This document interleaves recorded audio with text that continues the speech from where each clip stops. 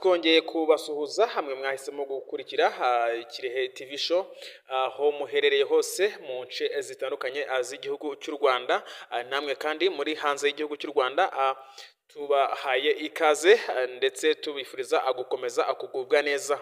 Ni inkuru ishimishije cyane ku rubyiruko rw'u Rwanda aho waba uherereye hose muri rusange ndetse no ku baturarwanda mwese.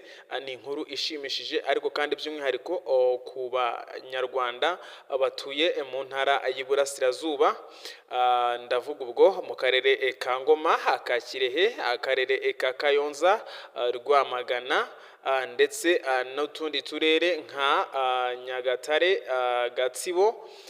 Iyi ni inkuru ishimishije ivuga ko mu karere ka Ngoma huzuye uruganda rukora sauce tomato na mayonezi. Uru ruganda Ngoma Tomato Processing Plant rwatangiye imirimo yigerageza ku gutunganya umusaruro w'inyanya ngo ukorwemo ibindi bintu 8 birimo sauce tomato na mayonezi, bikazashyirwa ku isoko ry'u Rwanda.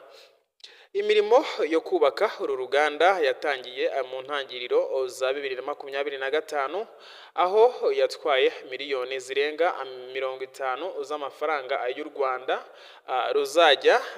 Ruzajya rutunganya toni 10 z'inyanya ku munsi, zivemo toni 1 y'umushongi uzajya uvamo ibicuruzwa by'amoko 8 birimo sauce tomato, juice y'inyanya, ketchup, mayonezi, hot sauce, pizza sauce ndetse na mosari.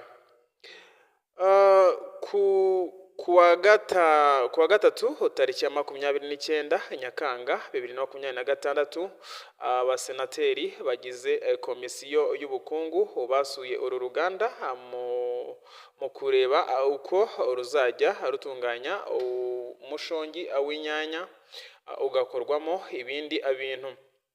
Umuyobozi mukuru wa Afrinet Solution Group iri mu bigo byashoye muri uyu mushinga, Nteziyaremye Dieudonné, yavuze ko mu ntara y'Iburasirazuba babonye ko hari abaturage abenshi bahinga inyanya ariko ugasanga 56% by'umusaruro wabo wangirika. Yavuze ko baje kubegera kugira ngo uwo musaruro babashe kuwubyaza umusaruro kuko ku mpande zombi. Aho yagize ati ubu umusaruro turawizeye, abahinzi benshi bamaze kugirana amasezerano n'uruganda. Ku munsi ruzatangira rukora toni 10 z'inyanya, dukuremo umushongi wa toni 1 gusa, tuzagenda twongera ubushobozi bwarwo. Hakizamungu Elisa usanzwe uhinga inyanya mu karere ka Ngoma yavuze ko bishimiye uru ruganda rwaje kubabera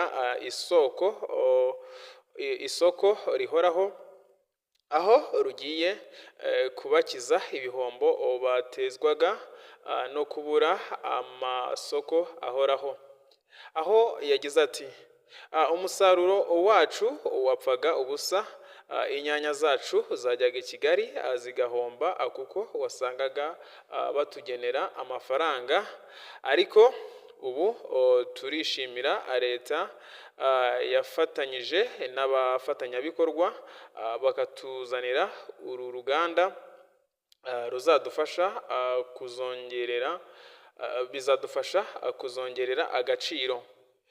Kamana Nicole yavuze ko yaturutse mu mahanga aza guhinga inyanya mu Rwanda kugira ngo arusheho kwiteza imbere anateze imbere igihugu. Yashimiye ko banegerejwe uruganda hafi ruzajya rugura umusaruro wabo, agaragaza ko bizatuma batera imbere byihuse. Senateri Nsengiyumva Fulgence yasabye uru ruganda kunoza imikorere kugira ngo abaturage batazongera guhura n'ibihombo byo kubura aho bagurisha umusaruro wabo. Yavuze ko abaturage babijeje ko umusaruro utazigera ubura na rimwe, asaba uru ruganda kujya babishyurira ku gihe. Aho yagize ati mwabonye ko abahinzi batubwira bati twebwe umusaruro waboneka kandi urahari. Batubwiye ko iyo umusaruro wabonetse babura aho bawucuruza, inyanya zikaborera mu mirima. Uru ruganda rero ruje ari igisubizo. Twabasabye ko bagomba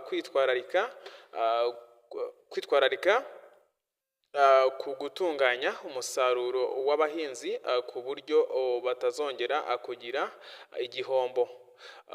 Biteganyijwe ko mu mezi make ari imbere aribwo uru ruganda ruzatangiza ibikorwa byarwo ku mugaragaro, nyuma y'igerageza barimo ndetse na nyuma yo kubona ibyangombwa by'ubuziranenge. Nshuti bakunze mwakurikiye iki kiganiro, aya makuru yacu ni naha dusubikiye. Aya makuru tubashimiye ko mudahwema kudukurikira ibiganiro byacu.